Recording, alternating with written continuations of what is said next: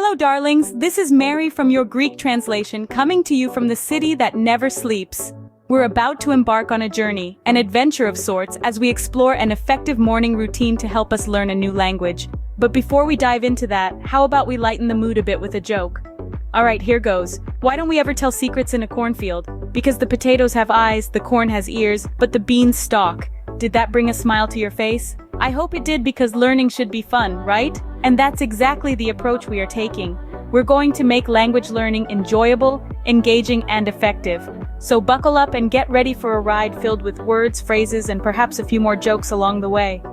Alright, now that we've had our laugh, it's time to dive into our morning routine for language learning. Step 1 in our morning routine is to wake up and word up.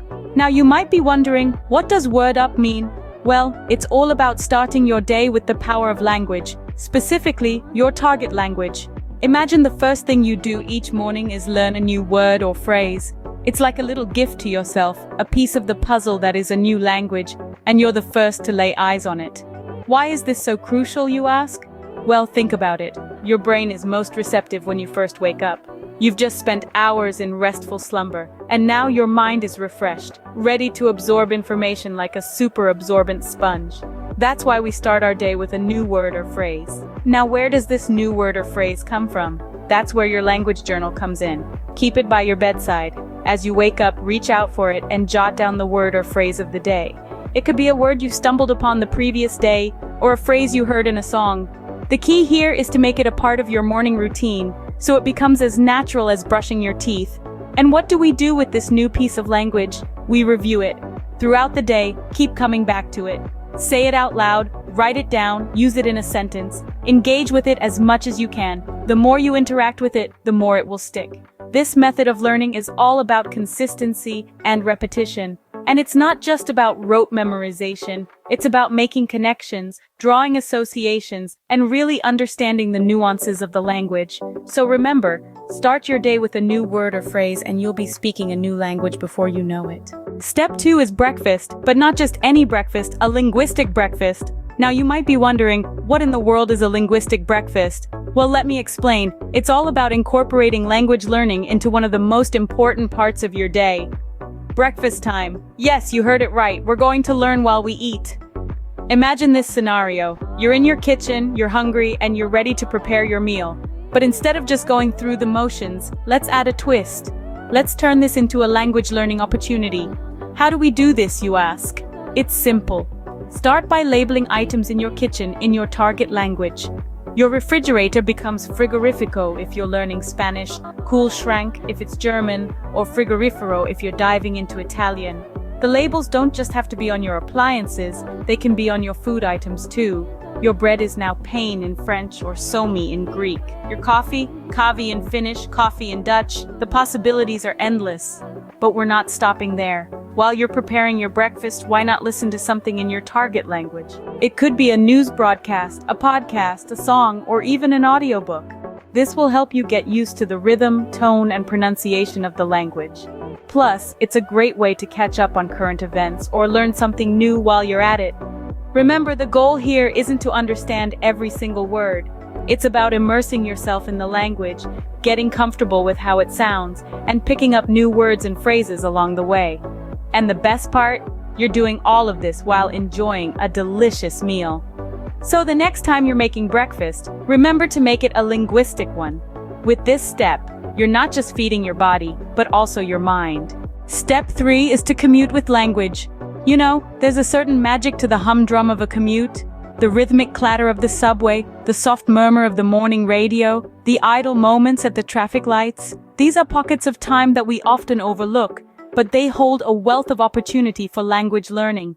Imagine this. You're on your way to work or school, and instead of scrolling through social media or daydreaming, you immerse yourself in the melodious flow of a foreign language. You could be listening to a language learning app, an audiobook, or even a podcast in your target language. You're not only making the most of your commuting time, but you're also creating a language-rich environment for yourself.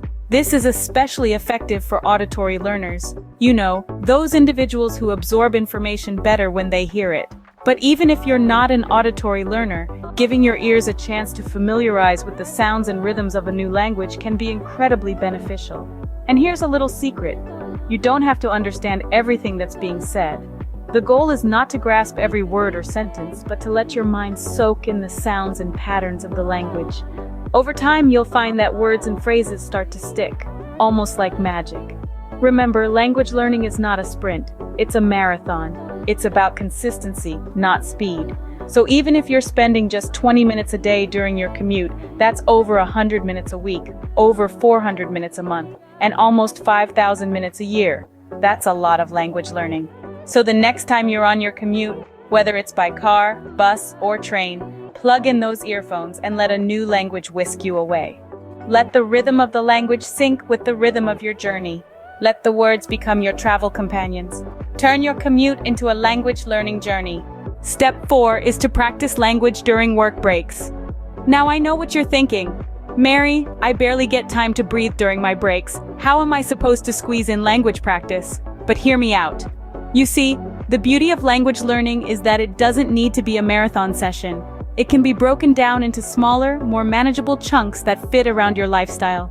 And your work breaks are the perfect opportunity for this. Consider flashcards. These little gems of knowledge are portable, easy to use, and perfect for those 5-minute coffee breaks. They can be physical cards, or even better, there are numerous apps available. You can quickly review new words or phrases you've learned or challenge yourself with new ones. But perhaps you're more of a techie, and you'd prefer to use language apps. There are countless ones available, offering everything from vocabulary drills to listening exercises. Some even have short stories in your target language, so while you're munching on your sandwich, you can be improving your language skills. Now let's say you're lucky enough to have a language partner at work. Those water cooler chats could turn into mini language exchanges. Discuss a topic in your target language, correct each other's mistakes, and learn together. It's a win-win situation. And here's a secret. Language learning during work breaks isn't just about improving your language skills. It's also about giving your brain a break from work-related tasks. It's a different kind of mental exercise that can refresh your mind and make you more productive when you return to your work duties. So don't think of language practice as another task to squeeze into your day. Think of it as a fun, rewarding break from your regular routine. It's like a mini vacation in the middle of your workday. Make the most of your breaks and you'll see the progress in no time. You'll be surprised at how much you can learn in those little pockets of time. So go ahead, turn your work breaks into language breaks. Step 5, and the last step of our routine, is a bedtime review. It's the end of the day, you've had your fun, and now it's time to wind down. And what better way to do that than by revisiting the day's learning? Now don't fret. This isn't about burying your nose in a textbook or cramming in a last-minute study session. No, it's about a gentle stroll through the language garden you've been cultivating all day. Pull out your language journal, browse through the new words and phrases you've encountered.